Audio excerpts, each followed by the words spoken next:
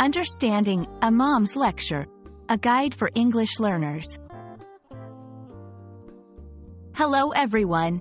Today, we're going to explore the meaning and usage of the phrase, Imam's Lecture.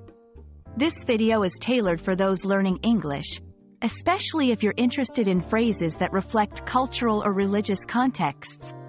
Let's dive in and discover the significance of this phrase together.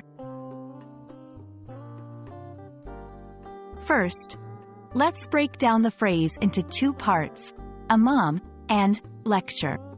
An Imam is a leadership position within the Islamic faith, often a prayer leader or a community leader. The term lecture, in a general sense, refers to an educational talk or presentation given to an audience, usually about a specific topic. Understanding the cultural and religious context is crucial.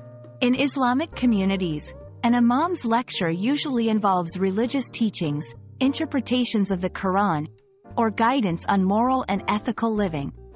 These lectures play a significant role in the spiritual and communal life of Muslims. Let's see how this phrase is used in sentences. I attended the Imam's lecture on patience and tolerance. The Imam's lecture was enlightening and gave me a new perspective on charity. These examples show how the phrase is typically used to refer to a religious or spiritual talk given by an Imam.